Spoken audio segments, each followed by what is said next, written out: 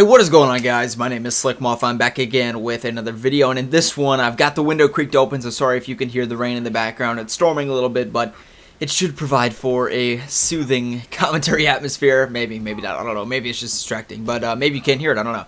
Anyway, the point is, so yeah, it's a little hot in my room, and it's a nice night out, so I decided to open the windows, and let's just talk about The Killing Joke. Now, Mark Hamill made a tweet earlier today. I'll go ahead and read that for you. Here's what he said. He said, "The Killing Joke movie is an adaptation of the classic book by Alan Moore, should be judged on its own merits." So this is interesting because usually when we see with these, movies and these own graphic novels, such as The Dark Knight Returns coming to the big screen, they copy and paste the comic book into the animated movie. This is obviously the safest thing to do because you have a book that everybody loves, everybody knows it, everybody, agrees that it's great. If you just copy and paste that into the big screen, pretty much mimic the animation style, which they explained why they did that in the, Justice League vs. Teen Titans. In that feature, they talked about the importance of making sure that the aesthetic and the visuals and the animation style is consistent with that of the graphic novel. And I saw a lot of people in my reaction video commenting, the animation doesn't look that great, and I agree that it's not as good, for example, as Batman Bad Blood, but it is intentionally that way. It's almost intentionally retro in a way to bring you back into that book, since a lot of people have read it, when it came out or shortly thereafter. A lot of us millennials, I imagine, watching this video and myself recording this, maybe are not in that same boat, so we would have preferred some more up-to-date animation style. Personally, I love it. I do understand what people are saying, though, that it's not, revolutionary animation or anything else like that. The point is, I ask myself, in which way is this truly an adaptation? Because the Dark Knight Returns animated movie is not an adaptation. It is a copy-paste from the graphic novel into the movie, and that's great. That's awesome. I would love to see a Long Halloween animated movie. Literally just copy and paste the Long Halloween into an animated movie. I would buy, I'd pay money to see that. At the same token, though, I'm really happy that they're doing this with The Killing Joke for a variety of reasons. The first of which being is that The Killing Joke is too damn short. It's not long enough, at least in terms of, I, as a fan, want more, of course, so I'm glad that they're doing that. They're doing a 15-minute Batgirl prologue to the movie itself. So that's going to add a little bit of character behind Barbara Gordon, who is not really a character in the Killing Joke graphic novel, as Grace Randolph explained on her analysis, and she knows more about, the history of it than I do, of course, and she was explaining how, and I'm just quoting her, that essentially people had already known Barbara Gordon leading up to the release of this one-shot graphic novel at the time, 1988. So, when you have a returning fan base of people that know the character, you can do that. You don't have to introduce that character explicitly, whereas now, Barbara Gordon is not as well known in the forefront of the DC universe. She's still fairly important in Batman, world, but in terms of the DC universe as a whole, not as prevalent as she was in the 1980s, for example. So since this has to reach a mainstream audience, it does not make sense for them just to bring this chick with red hair. She's like, okay, she gets shot, now Batman's pissed. If you're a Batman fan and you read The Killing Joke, you understand why. And if, or me, for example, and that so happens to be your favorite comic book character, which he shot. Goddamn it, Joker. But yeah, the prologue is just brilliant. We're gonna see Barbara Gordon in action, get behind her, what drives her, and that's going to add all the more weight to that event when it does actually happen, because we are going to feel for her at that point. And again, as Bat fans, we already know the character.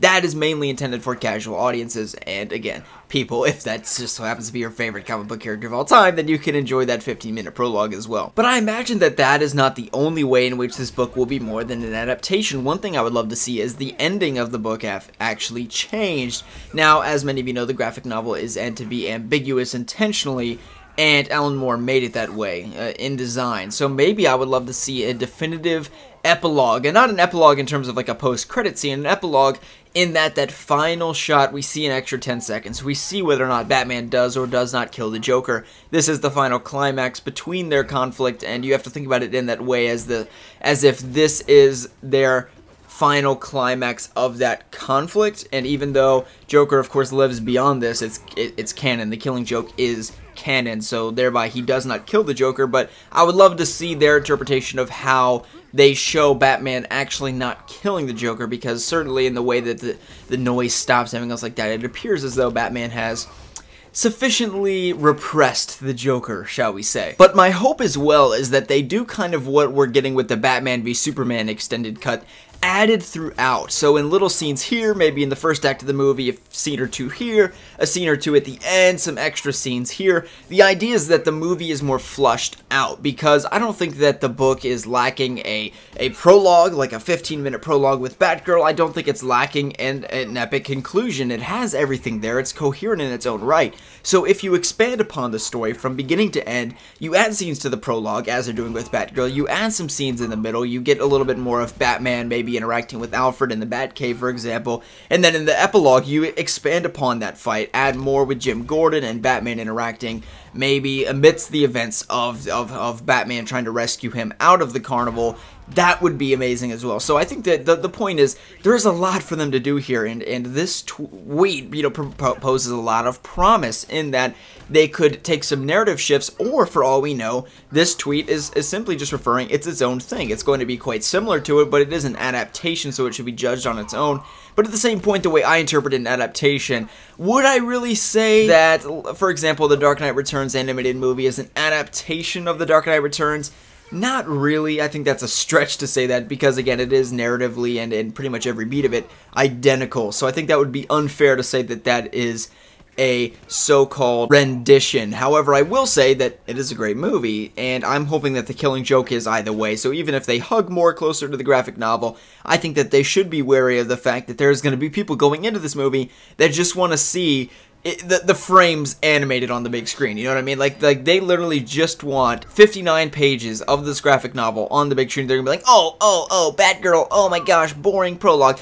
Oh, we don't want to see more Batman talk. We just want, you know, they just want it exactly like it is in the graphic novel. So they should be wary that that's going to happen.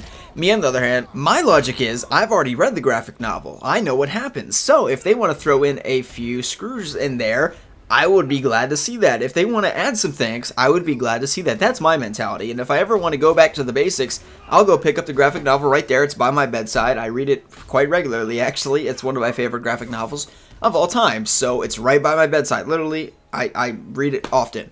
So that's what I can do. If I'm ever in the mood to read The Killing Joke, which I often am, then I'll just read it. I don't have to, you know, have this animated movie portray it perfectly, just like they did in 1988, the graphic novel on the big screen. But if they do that, I'll be pleased as well. I'm just saying there's room to change things. That's you know, perfectly okay. We've seen those animated movies where it's just a copy and paste of the graphic novel onto the big screen. They don't have to do that here. I don't think anyone would be disappointed, although there will be a minority of people. So that's my thoughts on Mark Hamill's quote that we're going to be getting a rendition, a different take on The Killing Joke. Do you think that this is going to be to the degree of different scenes, interchangeable scenes? Of course, we have the prologue. It's going to be its own thing. Mark Hamill has also confirmed that this is not a children's movie. It has been officially rated R, which provides a lot of promise for the movie itself. Oh, God, I cannot wait. This is right up there with The Killing Joke. My top two, or excuse me, Suicide Squad.